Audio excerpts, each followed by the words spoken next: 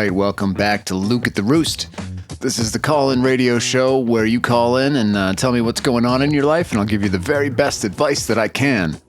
Today is Friday, March 6th. It's 12:09 a.m. This can be Thursday's show. This can be Friday's show. It doesn't really matter. It's all up to you. If you'd like to give us a call, the number is 208-439-5853. That's 208-439-LUKE. First up on our caller line here, we've got Archie. Archie, welcome to the show. What can we help you with today? Hey, Luke. Thanks for taking my call. I'm sitting out here in a Denny's parking lot, and I need to know if I'm losing my mind or if this actually happened. I was on a blind date tonight. Friend set it up, said her name was Rachel. Showed me a picture, looked nice enough. All right, let me guess. When you got there, she didn't actually look anything like the picture, right? No, that wasn't it. She looked exactly like the picture. That's the thing. She looked exactly like the picture. And she ordered the same thing. Chicken fried steak, extra gravy, side of biscuits. And she had this mole on her wrist, right where the other Rachel had it. And then she started talking about her sister, how she was always borrowing her clothes and never returning them. And I froze. Okay, who's the other Rachel in this story? I'm confused already. The Rachel from 5 years ago. 2020. Same Denny's, same booth even. I swear it was the same booth. Is it possible that this is the same Rachel 5 years later? Have you thought of that, sir? That's what I'm saying. I think it is. I think my friend set me up with the exact same woman I went on a terrible date with in 20. Like we both knew it wasn't working by the time the appetizers came. Long silences, nothing to talk about. She complained about her sister the whole time. Okay, well, people can change quite a bit in 5 years. How's new Rachel? How was your experience at this Denny's? That's the thing. It was exactly the same. Same complaints, same stories, same everything. She salted her food before even tasting it, just like before. And I'm sitting there watching her do it, and I can feel this whole wave of, I don't know, dread? Sounds a bit extreme for a evening dinner with a lady at the fancy Denny's restaurant there. So how did it end? Did you finish your meal? And what was the end of the night like for you guys? No, I didn't finish. I couldn't. I kept waiting for her to say something different, do something different, but it was like a rerun. I even asked her if we'd met before, and she just looked at me like I was crazy. Okay, so you had a bad date. Are you asking a question, or are you looking for advice or something? How can I help you here? I don't know. I guess I'm asking if I should tell her. Like if I should say, hey, I think we've done this before. But what if I'm wrong? What if it's just some weird coincidence? And I'm the crazy one. Wait, I don't understand. Are you still in the date right now? It sounds like you said you already left. You couldn't finish your meal and you took off. Why would you still talk to her again after that? Now I don't understand where you're coming from. No. I left. She left. We both just it fizzled out again. All right then. Well, that sounds like the end of the story to me. Don't talk to her again if you didn't enjoy the date. I'm sure that she wasn't particularly enthralled with your end of the conversation either. But that's what's eating at me. What if she's sitting in her car right now, having the same realization I am? What if she remembers too, and she's just as freaked out? Or what if my friend did this on purpose, like as some kind of joke? Because who does that? Well, if your friend did it on purpose, that is hilarious, and that's a good friend that you want to keep for your whole life. And if she's sitting in her car thinking about the last time she met you at the same Denny's, then who cares? Like, you don't want to see her again. She doesn't want to see you again. That ship has sailed, my friend. Find yourself a new lady and maybe take her to a new place. Maybe I would suggest someplace slightly nicer than America's favorite diner. I know. You're right. It's just, I can't stop thinking about it. All right, well, it sounds like you need some more excitement in your life, because that really wasn't it. Next up on the caller line, we've got Shonda. Shonda, welcome to the show. How can we help you tonight?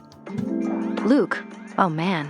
Okay, so I've been documenting my neighbor Denise stealing from our Buy Nothing group for 3 months, and I finally have proof she's made over $2,000 flipping stuff people donated for free. And I don't know if I should blow up the whole group chat with screenshots or just let it go. Well, I guess there's sort of a problem there. I guess maybe not really. If people were giving away that stuff for free and she's found a way to turn that into a business, it's a little bit unethical maybe, but maybe not. I don't know. There's no right answer there. I wouldn't blow up the group chat with it, though. If you've got a problem with it, take it to her directly. See, that's what I almost did yesterday. I saw her at the gas station, and I had my phone ready with all the screenshots, and I was going to be like, Denise, we need to talk. But then I just froze, because part of me was like, what if she just says, so what? You know? Because technically you're right. People are giving it away for free, but the whole point of Buy Nothing is to help your neighbors, not to run a side hustle. Like this woman donated her grandmother's vintage lamp because she thought someone in the community would love it, and Denise sold it for $140 3 days later. That feels wrong, right? That's not just entrepreneurial. That's like taking advantage of people's generosity. Maybe it could be, but I mean, helping out your neighbors is half of the purpose of the Buy Nothing group. The other half of the purpose is to get rid of the shit you don't want anymore, and by having somebody come pick it up so you don't have to deal with it.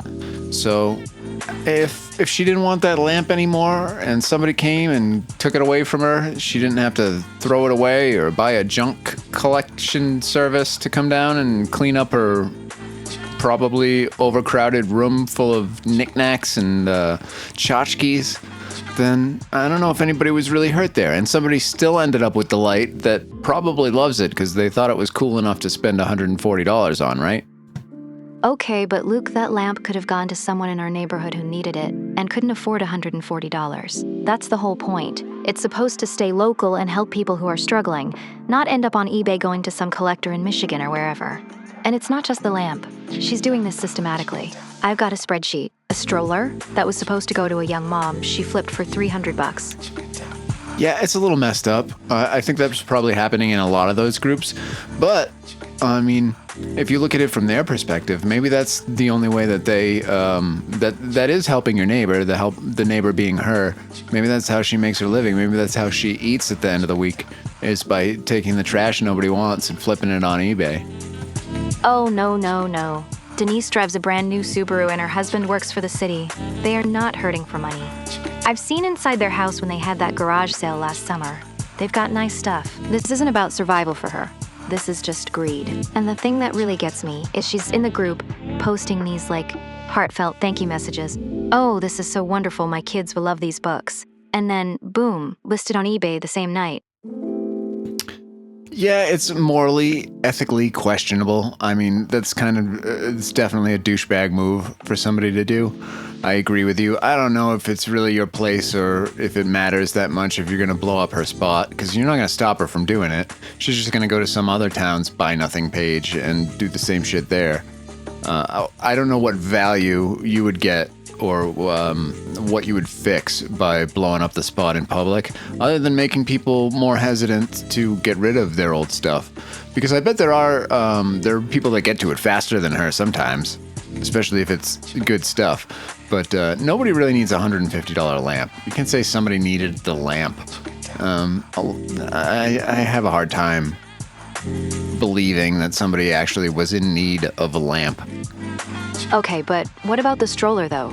Young moms need strollers, and they're expensive as hell brand new. And you're right, other people do get stuff before her sometimes. But she's got notifications turned on, and she's lightning fast. I've watched her swoop in within minutes of a post going up. And you say, I won't stop her, but if everyone in the group knows what she's doing, they can at least make an informed choice about whether to give her stuff, right? Like, maybe they'd rather give it to someone who's actually going to use it instead of someone who sees them as inventory? Yeah, I guess you might have a point there. Just letting everybody know that she's not in need of those things. She's actually just flipping them for money. It seems a little bit douchebaggy on your part, even though I agree with you. What she's doing is not cool. I don't know if it's your place to be that person, though. I mean, you're keeping a spreadsheet. You're keeping track of all the Buy Nothing items. Like, you must have something better to do yourself. Okay, that's fair. That's totally fair. I know it sounds obsessive, but it started because I gave her a box of my daughter's baby clothes back in December. And then 2 weeks later, I saw the whole lot on eBay, and I was like, wait a minute. So then I started paying attention, and once you see the pattern, you can't unsee it. And yeah, maybe I got a little too into it with the spreadsheet, but I brew my own beer, Luke. I've got time on Friday nights while the bottles are cooling. But you're right, maybe calling her out publicly makes me look like the crazy neighbor lady with too much time on her hands, instead of making her look like the scammer. Well, it might do both, because it kind of is both, right? She's, I wouldn't say she's a scammer. She's taking what's being given for free. So she's not really doing anything wrong, but morally and ethically, I guess, especially with a stroller and stuff like that, if the intention was to give that to somebody else in the community that needed it, and she flipped it for $300 that she didn't really need, that's not right. But you're not the Facebook police, and I don't know that you want to be the Facebook police, because, I mean, once you're that forever. Yeah, you're totally right. I'd be that person forever. Every time something went missing, or someone had drama, I'd be the one everyone side-eyes like, oh, here comes Shonda with her receipts. And my husband already thinks I'm too invested in this. He went to bed an hour ago and was like, are you seriously still looking at this? But here's what's eating at me though. If I don't say anything and I just let it go, doesn't that make me complicit? Like I know what she's doing, I have proof, and I'm just letting her keep taking advantage of people who are trying to do something good. That feels wrong too. Complicit in what, though? What she's doing is not a crime. It's not like you're withholding information or you're going to be subpoenaed or something to testify against her selling a free stroller. Yeah, I can see where you would have a problem with this, but I think maybe a passive-aggressive post on the Facebook page would be more appropriate here, where you're like, just a reminder, the intention of this group is to give people in our community that need these things the things, so don't sell them on eBay. You know who you are, without calling her out. That might be a better way to go. Oh my god, yes, that's actually perfect. Just a general reminder post about the spirit of the group. Maybe throw in a little, we've noticed some items ending up on resale sites, without naming names. That way everyone gets the message. She knows that I know, but I'm not the villain who publicly dragged her. And honestly, if she keeps doing it after that, then whatever. At least I said something. Luke, this is why I called. I needed someone to talk me down from posting my whole spreadsheet with screenshots at 1 a.m. on a Friday night. Well, good. I'm glad that I could help you solve this issue. That seems like a reasonable way to handle it. It's still mildly douchebaggy, the passive aggressiveness of it, but it's better than calling somebody out in front of all of their community and peers for doing something shady. That's a little bit narky, you know, and you don't want to be that. Nobody wants to be that. If she continues to do it over and over and over again, maybe start a new page and don't invite her to it. Oh, that's brilliant. Just quietly start a new group and only invite the people who are actually in it for the right reasons. Although knowing Denise, she'd probably find it within a week and request to join. But yeah, you're right. I don't want to be the narc.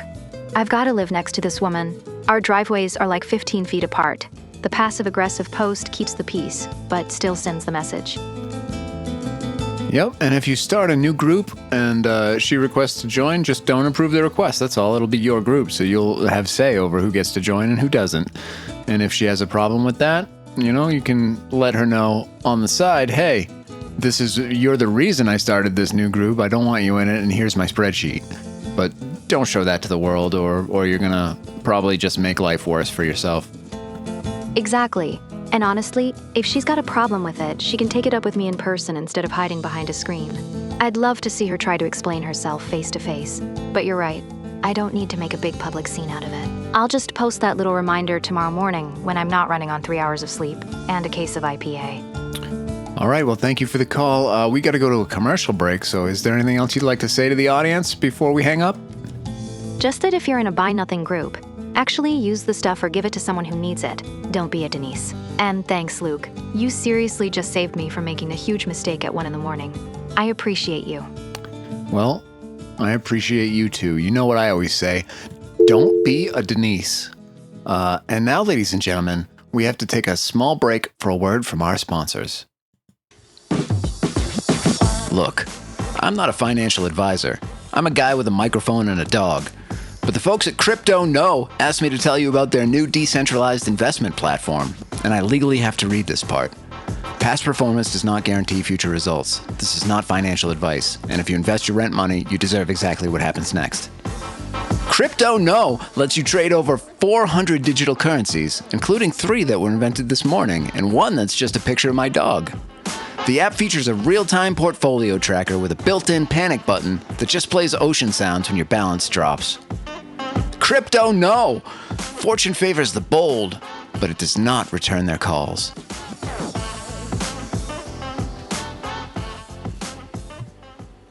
Fortune favors the bold. Okay, next up here we've got Clarence on the line. Clarence, welcome to the show. How can we help you tonight, sir? Hey, Luke. Yeah, I've been sitting here at my kitchen table thinking I might be turning into an asshole, and I'm not sure when it happened. Well, that's a serious problem that affects millions of Americans every year. But in my experience, people that are assholes usually don't think about themselves being assholes. So what's going on that makes you think that way? I was at the hardware store earlier tonight. Guy I've known 15 years tried to talk to me about the wind picking up, and I just said yeah, and walked off. And Luke, the look on his face, like I'd slapped him or something. And I keep thinking about it because I do that all the time now. I run a plumbing business, 3 guys, and I've always prided myself on being straight with people. Well, I don't think not wanting to engage in small talk about the weather with people while you're doing something else makes you an asshole. It doesn't sound like you said anything rude or mean or asshole-ish to the guy. You just didn't want to engage at that moment, and that's okay. Yeah, but it's not just that one time. That's what I'm saying. My wife, Connie, I watched her this afternoon at the mailbox with the neighbours, just chatting easy about nothing, and people light up around her. And I'm realising I've been doing this for years. I tell myself it's because I'm honest, I'm efficient, I tell people what's wrong with their pipes and what it'll cost. No games. But maybe I've just been using that as an excuse to not actually connect with anybody. That could be, or it could just be your actual personality, which is also okay. But if you're feeling like you're missing out on human connections with people and you want that, then you can make a conscious effort to be more social with them. Only if it's something that you want to do, though. There's not a right or wrong answer here either. You don't have to be a social butterfly or a conversationalist if you don't want to be. That's perfectly okay. I mean, I appreciate people that can be short and don't have to have those conversations sometimes. Sometimes I want to be conversational. It's all right to be more than one thing, and it can depend on how you're feeling on any given day. As long as you're not being actively rude or mean to people, I don't see a problem whichever way you want to be. You're right, and I hear you. But here's the thing that's eating at me. I've been telling myself it's just my personality for 40 years. And tonight I'm sitting here with my poker charts.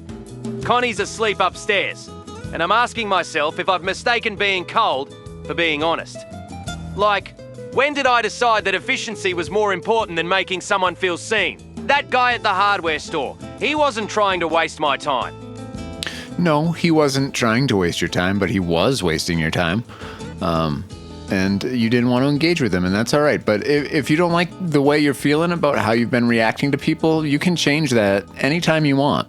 You can make it a point tomorrow, if you see that guy at the hardware store or anybody at any store, to take a few moments and make them feel seen. Yeah, I could do that. But Luke, what if I've already done the damage? I mean, 15 years of this guy seeing me around town, and I've probably done the same thing 100 times. Well, then it makes it all the more meaningful when you actually make a concerted effort to show him some attention. People notice when that happens, when you're actually putting forth the effort to connect with them, and they appreciate it, especially if it's coming from a place of an unexpected nature. Like if you've been short with him for 15 years and then suddenly you take 5 minutes to actually hear what he has to say to you, maybe you make a new friend. But I think he's going to appreciate that.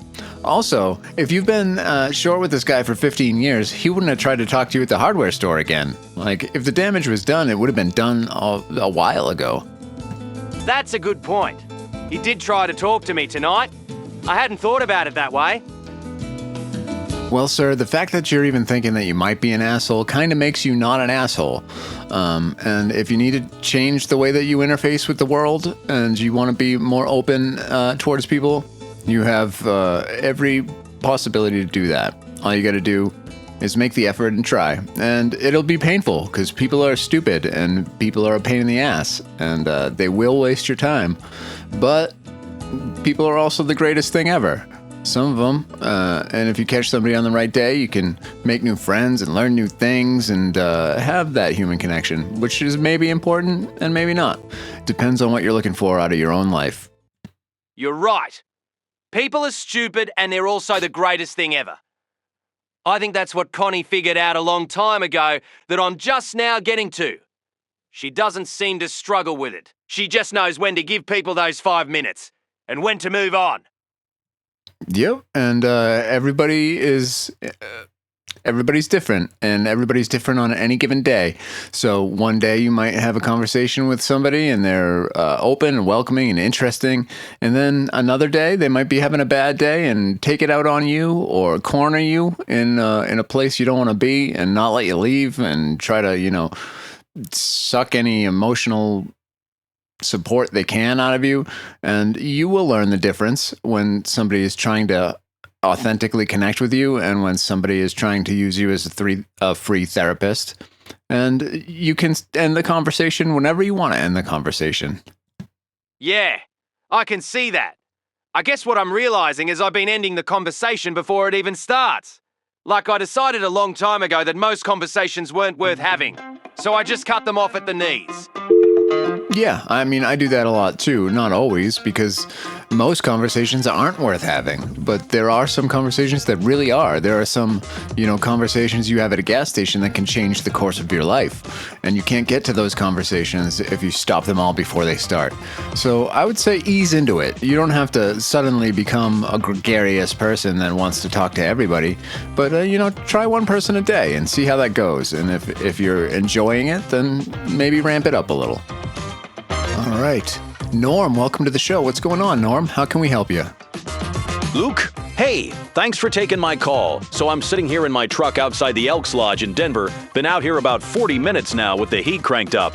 And I just watched something that's got me all twisted around inside. You know when you make a decision you think is the right one, like the smart thing to do, and then months later you're sitting there wondering if you're actually just a coward? So here's the thing. Well, generally, I try not to be a coward, but I think I know what you're talking about. What is the thing? Okay, so 6 months ago, my regional manager at the pest control company offers me a supervisor position. Good money, better benefits. The whole deal. And I turned it down. Now, I turned it down because my best friend Derek, we've been working together for 8 years. Roping houses, doing termite inspections, the whole 9 yards. What about Derek made you turn it down? Well, I knew if I took that job, I'd be his boss, and I've seen what that does to people. My cousin Jennifer, she got promoted at the car dealership where she and her husband both worked, and within a year, their marriage was a disaster. She's telling him what to do all day. He's resenting her. They can't leave work at work. Derek and me, we've been tight for almost a decade. We rope together. We know each other's rhythms. And I thought, you know what? The friendship's worth more than the extra money. Well, I think that might have been the right call, not a cowardly move. It's difficult to work with your friends, especially if you're in a leadership role over them. That can't not change your dynamic. Although, you can be a friend with somebody that is leading the way. That's possible, but usually, anytime that's ever worked for me, it's when that friendship started in that capacity. Like, we went into a friendship already in the boss-worker dynamic. Right, exactly. But here's where it gets bad, Luke. So I turn it down and they give the job to Derek. And I thought, okay, Derek's a good guy, he'll be fair, we'll still be cool. Oh man, that sucks. Yeah, I mean, you can't ever project what's going to happen in the future. That's too bad. I mean, so what's Derek like as your boss now? He's a nightmare. He turned into this petty tyrant overnight.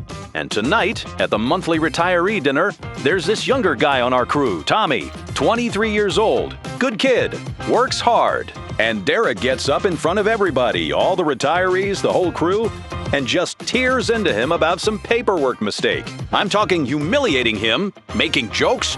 The whole room's laughing, but it's that uncomfortable laugh where everybody knows it's gone too far. Yeah, that's not cool. I think maybe you should take Derek aside and let him know that this is going to his head and talk to him as his friend and tell him to tone it down a little bit. Because everybody can get a little power drunk. That's certainly a human thing. You get a little power, you never had it before, you want to exercise it, you're afraid of looking weak in front of people, so having that leadership role definitely changes the way people see and interact with you, and he's probably just overcompensating for that. If you can go to him and have that conversation, maybe you can cut it off now before it gets worse. See? That's the thing though, Luke. I can't. Because the whole crew, they all know I turned down that job. And now they look at me like I'm spineless. Like I should have taken it and prevented all this. Tommy, after Derek was done with him tonight, he came outside where I was having a smoke, and he looked at me and he said, "You could have stopped this." Not angry, just sad. Well, it's not your role to stop it. Like, it's not your responsibility to stop it. And if the other guys on your crew are looking at you for that level of leadership, you can still provide it, but you don't have to feel like you have to. I mean, anybody can stand up for themselves. They don't need a champion in you to do it for them. But that's what's eating at me, Luke. I'm sitting in my truck right now in the parking lot of the Elks Lodge. I've been here for 40 minutes with the engine running, heat blasting, and I keep replaying it. Because I knew. 6 months ago when they offered me that job, I knew Derek had this in him. I've seen him with customers when he thinks nobody's watching. The way he talks down to people. Yeah, well, it sounds like he's maybe a bit of a dick, and you couldn't have known he was going to get the job if you turned it down, so that's not your fault. And also, I mean, if it's in your power to say something to Derek and he'll listen to you, then try that. But if not, don't feel too bad, because it's not your responsibility to maintain the culture of the company. If enough people don't like the way Derek's behaving, they should all go to HR or to Derek's boss and let them know he's not doing a good job. Because people that are getting talked down to by leadership are gonna leave. They don't want to work that way, they don't have to work that way, and they will make that known. If you can step in and show some leadership here and reroute the course, then great. That's fantastic. And maybe another job comes up in leadership later and you go for that one. But this isn't your responsibility. You're not the asshole here. You didn't make it happen. It's not your fault it's happening. And it's not your responsibility to fix it. No. Let me finish. You're missing the part where I did know. I did know what he was like.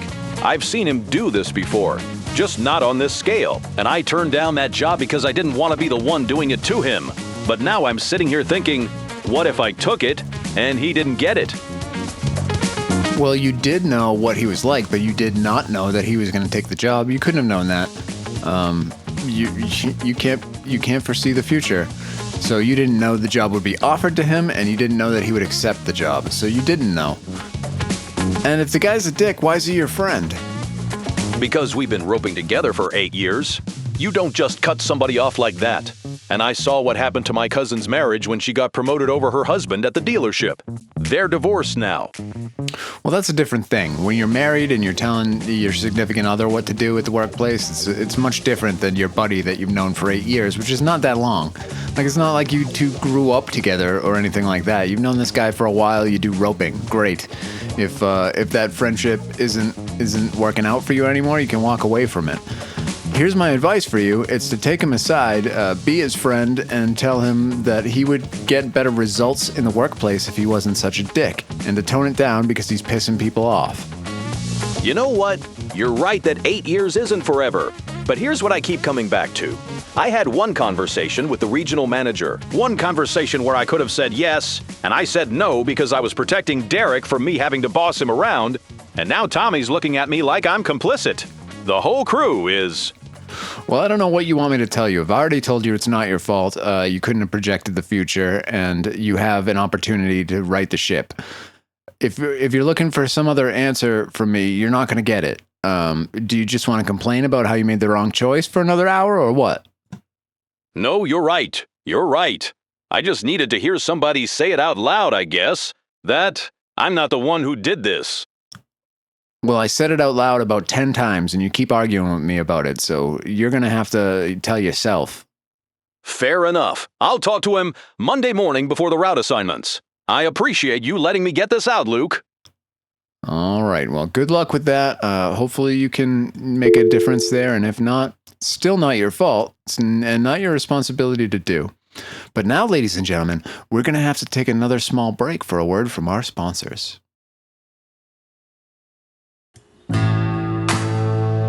I used to sleep on a rolled up horse blanket.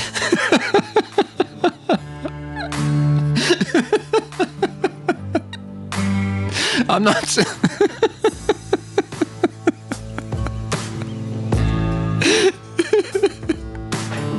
I'm not saying that for sympathy. I'm saying it because Pillow Forever asked me to establish a before state, and that's mine. Pillow Forever is a memory foam pillow that remembers your head shape so you don't have to. It's got cooling gel, bamboo fiber, and a 30-night risk-free trial, which means you can sleep on it for a month and then send it back, and someone in a warehouse has to deal with that. Every Pillow Forever comes in a box that's too small, which is part of the experience. You open it, and it slowly expands like a nature documentary. My dog tried to fight it. Pillow Forever. You deserve better than a horse blanket.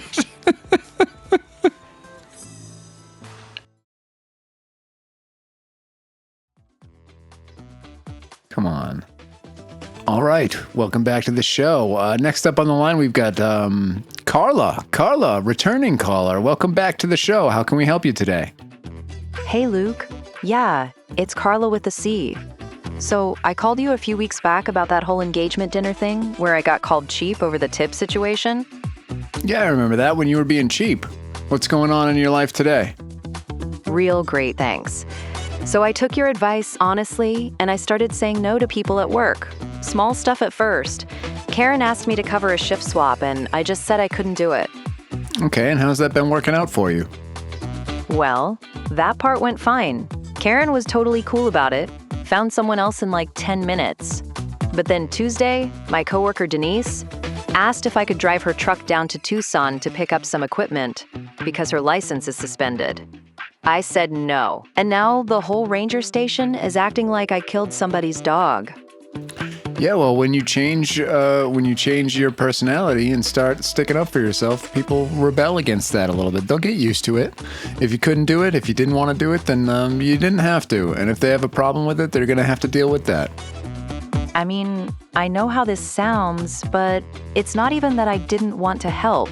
It's that Denise has had her license suspended 3 times in 2 years. She keeps getting DUIs and then asking people to bail her out of the consequences. And I'm the bad guy for not driving 4 hours round trip on my day off. So she doesn't have to deal with her own mess.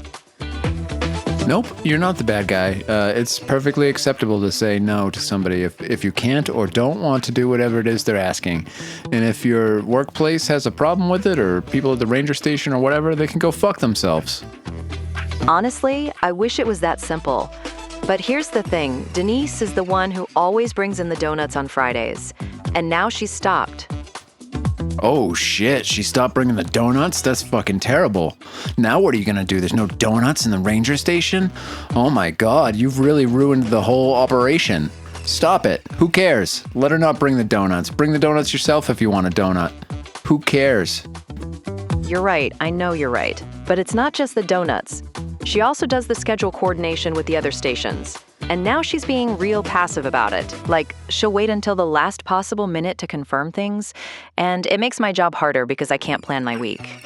Well, I can't tell you how to interact with every single person that you work with. If she's being an asshole, she's being an asshole, and you can talk to her boss about that. It has nothing to do with you or your ability to say no to things you don't want to do. You're doing the right thing by sticking up for yourself, and you don't owe any apologies to anybody. And however Denise is responding to that is Denise's problem. Real great. That actually helps. I've been sitting here all night eating sunflower seeds in the dark thinking I screwed everything up. My mom called earlier, and I didn't even answer because I knew she'd tell me I should have just helped Denise to keep the peace. That's what she always says. Keeping the peace is bullshit. It's not your job to keep the peace. Your job is to keep track of your own life and your own time and your own calendar and your own work. Anything other than that is everybody else's problem. So it's not on you to keep any peace anywhere. You just do what you need to do for yourself and let the rest of the world deal with that. I mean, that's the thing though. I spend half my time alone out in the field doing wildlife photography surveys, and the other half I'm stuck with these same 8 people in a station the size of a double wide. There's nowhere to hide. If Denise is pissed, I feel it every single day. If Karen's having a bad day, we all know about it. Yeah, and that's not your problem. That's working with others, and that's going to happen anywhere you go, at any time in your life. It was like that in high school. It'll be like that in the workplace. It'll be like that in the fucking retirement home when you get there. So that's just life, and it's on them. It's not on you. And if it makes your life uncomfortable and you don't want to work with those people, leave. But otherwise, I don't know what you want me to tell you. You're doing the right thing. It's not on you to keep the peace, and anybody that's being a brat is being a brat, and that's not on you. You're right. Honestly, I just needed to hear someone say that, who wasn't going to follow it up with, but maybe you could have handled it better, or, you know how Denise gets. I've been doing this for 6 years. Always saying yes, always being the one who covers shifts, always driving people's stuff around, and the one time I say no, I'm difficult. Yeah, you've stopped being the dumping ground for everybody else's shit. And that's how you should be. That's how you should stand up for yourself and protect your own time. And if people are going to get pissy about that afterwards, it's on them. They're the ones that are acting like children. And if it becomes too uncomfortable for you to continue working there, then move on. But otherwise, just, be confident, go in there, do your job, be nice to people, but you don't have to keep the peace or manage Denise's emotions or any of that. That's unreasonable to expect of anybody. And it does make sense that people are going to respond to you once you've changed your demeanor and you've stopped giving them what they want. But it's not on you to manage them in that way. Real great. That's what I needed. I know how this sounds, but I think I've been so worried about being the person everyone can count on that I forgot I'm allowed to count on myself first.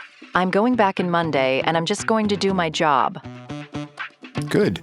That's what you should do. That's all you're there to do is your job, and anything else is extra. If you can help somebody out, if you want to, go ahead. But don't let them expect that of you, because fuck them. That's what I say. And next up, we've got Chip. Chip, welcome to the show. What's going on in your life, sir? Luke, man, okay. So 3 hours ago, I got an email from a lawyer in Guatemala saying my 8-year-old daughter might have been stolen from her birth mother. And I'm sitting in a laundromat at midnight watching her soccer uniform go around in the dryer trying to figure out what the hell I'm supposed to do with this information. Aren't you the guy that called in the other day and said that your daughter wasn't yours because you thought your wife cheated on you? No, that was not me, man. I have never called this show before in my life. This is my daughter, she is mine. We adopted her from Guatemala when she was 6 months old. This is a whole different thing. Well, honestly, I wouldn't trust any letter that came in from a lawyer in Guatemala. That doesn't sound on the up and up, right on the surface. So I wouldn't worry too much about it. I assume you've got all the adoption paperwork and such. Yeah, we got all the paperwork. But look, there is a photograph attached to this email. And this woman has the exact same crooked smile as my daughter. Like the exact same one. The lawyer is representing 12 families down there, and they have documentation of the agency we used was part of this whole network that was paying people to take kids from poor villages. Well, that's horrible, and I think that's absolutely a real thing that happens, but I would be very suspect of any communication coming from Guatemala, from lawyers or police or otherwise. It sounds like you have the adoption papers, you have the child in the United States, and it's an awful thing if she was stolen from her mother, but right now you're the only parents she knows, right? I don't know how you can handle that situation the best. It's definitely very unfortunate for the birth mother, if that is her birth mother. And maybe you can think about setting up some sort of visitation or something like that if you want. But a picture doesn't prove anything, especially today, because you could give a picture to AI and say, show me this person's birth mother in Guatemala, and it'll make somebody with the same smile. So you can't trust any of that information. Okay, but Luke, this is not some random scam email. This law firm has a website. They have been in the news. There are articles about this in actual newspapers. And my sister Deb, she told us 8 years ago we were doing it the wrong way by not going through a United States agency. But we wanted to save money, and the agency we used made it so easy, like suspiciously easy now that I think about it. They had us in and out in 4 months when everyone said it would take years. Okay, so if you feel like you've adopted a stolen child, what do you want to do about that? I don't know, man. That's why I'm calling you. Do I tell her now, or do I wait until she's older? Well, she's only 8 years old, so even if you do tell her, she's probably not going to understand. Does she know that she's adopted? Obviously, she knows she's Guatemalan. In America, she must have had questions about that. Yeah, she knows she's adopted. We have always been honest about that. We told her we picked her special, all that stuff.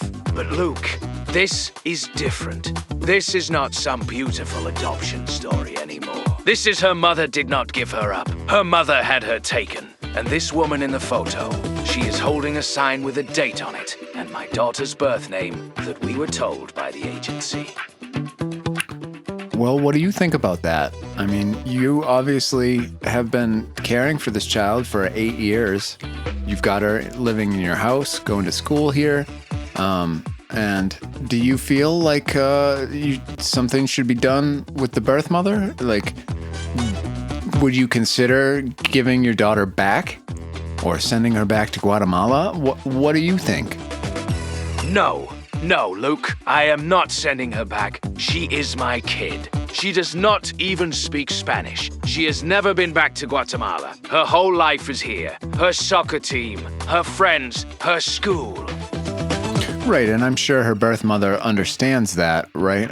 What does the letter say? What is the letter asking for?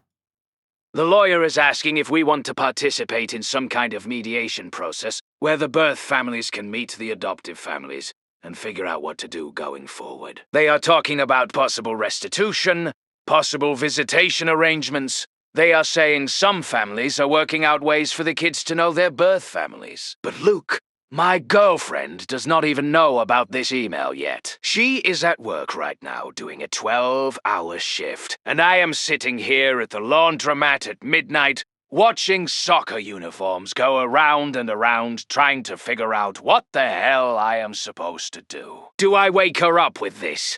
Do I wait? Well, I wouldn't wake her up with it. I'd wait until everybody is up and ate and fresh and sharp for that conversation. But I think you need to have that talk with your girlfriend and decide what you're okay with and what you're not. It doesn't seem unreasonable to me to set up visitation, though restitution, I don't think so. I mean, you've already paid the fees, you've paid for schooling and stuff, but you didn't steal the child, so that restitution is not on you. You haven't done anything wrong to deserve to pay restitution. But visitation, that's a different thing. And I think if I were that 8-year-old kid and I was given up for adoption or stolen for adoption, I would probably want to meet at least my birth mother. You can also talk to the birth mother and see what it is that she wants to do, because obviously after 8 years, she doesn't even know this child, and she's almost certainly getting a better life in America than she would in Guatemala. Yeah, but Luke, that's the thing. The lawyer said some of these kids were taken from their mothers right after they were born. They were told their babies died. And now they're seeing photos of these kids alive and well in the United States. And the mothers are saying they want their kids back. Well, yeah, I bet they are, but just because they're saying they want their kids back doesn't mean they're going to get their kids back. You know, the kid's in America, and I doubt very much the mother is going to come to America and steal the kid back. That would probably be the only way. If you were open to visitation or to, I don't know, unadoption, then that's a different story. But if you're not, I think you've got all the paperwork you need. I assume that the kid is a U.S. citizen. They can't just be taken back to Guatemala. I don't think it works that way. Talk to your girlfriend, figure out what you're okay with, get yourself a lawyer, and figure out what your rights are. You are right. You are right. I need to talk to her first. But Luke, here is what is killing me. My sister Deb, she told us 8 years ago we should have gone through a United States agency. She said the Guatemala thing felt sketchy. And I told her she was being paranoid. I told her we did our research. The agency had all the right paperwork. Well, that may be so, but you can't go back to the past and change what you did. You went through the Guatemalan agency and you got the paperwork from them, and you're going to need a lawyer to look at that paperwork and make sure it's all up and up. And if it's not, take whatever steps you need to do to get the paperwork on the up and up. I'm sure that there's a pathway, but it all starts with a conversation about what you want to do and what's even being asked for, because nobody's asked for the kid to be returned yet, right? No, not yet. But Luke, what if they do? What if this lawyer comes back and says this woman wants her daughter returned to Guatemala? What do I do then? Because I love this kid more than anything in the world. Well, then you fight for it in court, and you talk to your lawyer and you figure out what your rights are. But right now that hasn't happened. It might not happen, so it's not worth getting yourself riled up about quite yet. My recommendation is, get some sleep, get yourself clear, talk it through, and then find yourself a lawyer and figure out what the plan is from there. Okay, you are right. I am spinning out here. The dryer just stopped anyway. I need to get home before my girlfriend gets off shift. Luke, one more thing. Yeah, what's that? Do I tell my daughter? I mean, she is 8 years old. She knows she is adopted. We have always been honest about that. But do I sit her down and say, hey, there is a woman in Guatemala who might be your birth mother, and she says you were stolen? Or do I wait until we know more? No, I think you definitely wait until you know more, because even though this all looks legit, there's a good chance that it's not legit. And until this is all proven and worked out, there's no reason that she has to know. Nothing's actually happened yet. You are right. I'm getting ahead of myself. I just keep looking at that photograph, and her smile is exactly the same. I mean, exactly. The same crooked tooth on the left side. The same dimple. Yeah, and it's incredibly easy to make a fake photograph like that, so don't look at it as fact until you know it's fact and it's been reviewed by a lawyer that specializes in this kind of work.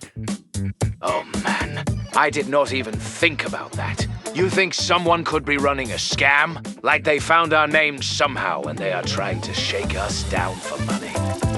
Absolutely, yes. Jesus. Okay, that actually makes me feel a little better, which is weird to say.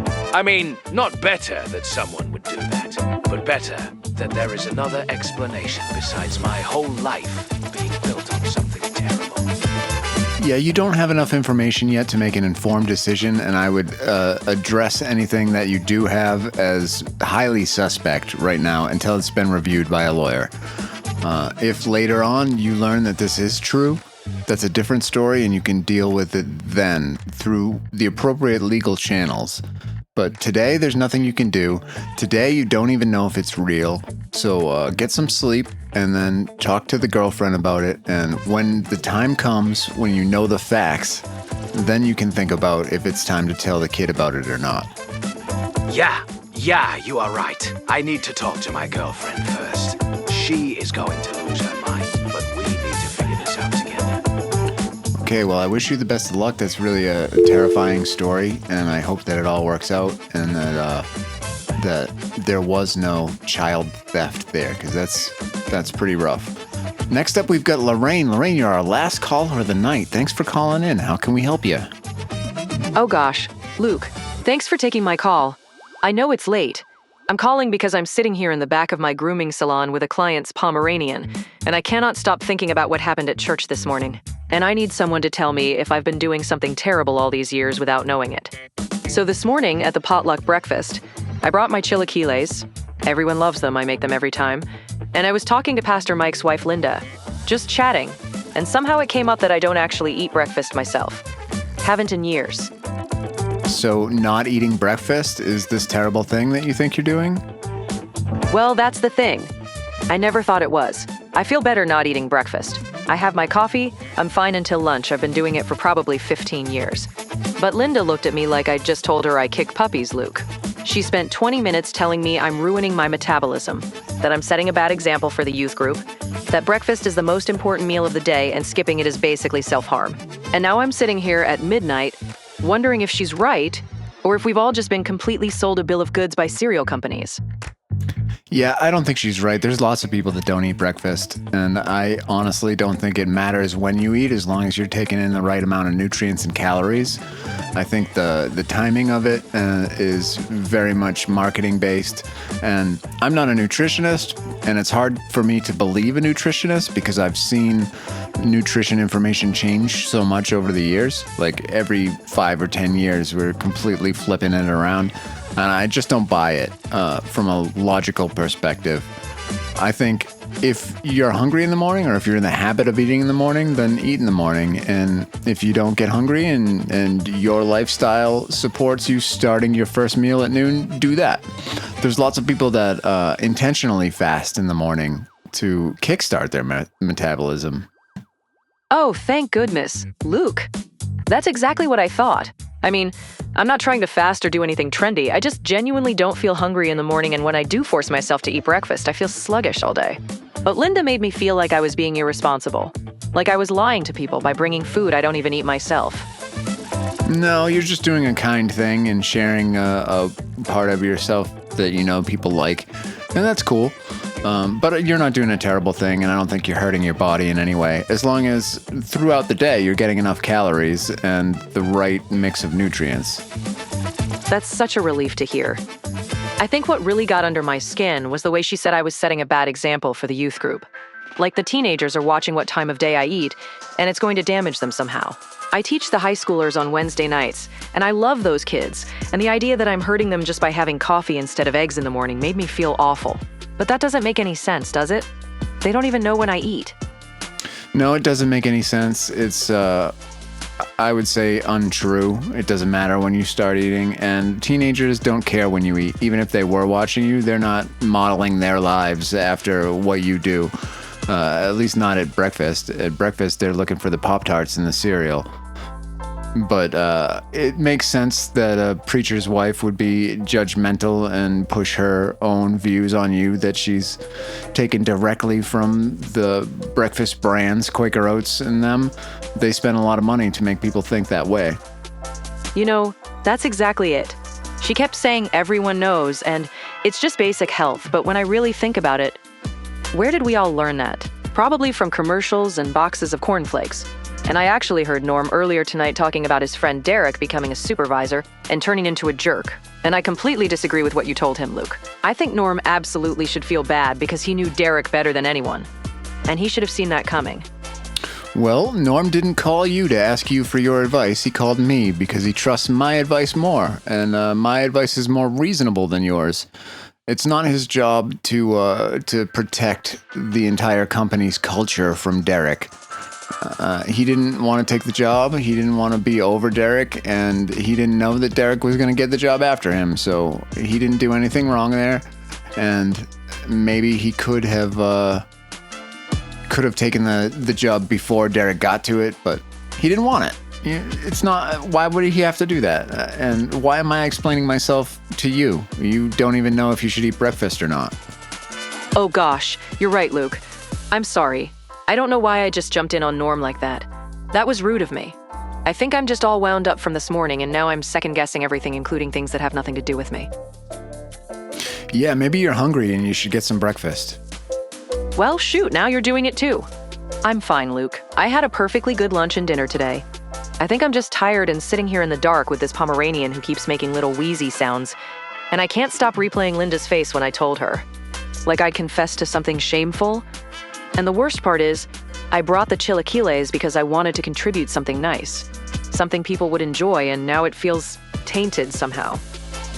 Yeah, it's not. It's just Linda's a bitch, and that's pretty normal in the circles that you're circling in.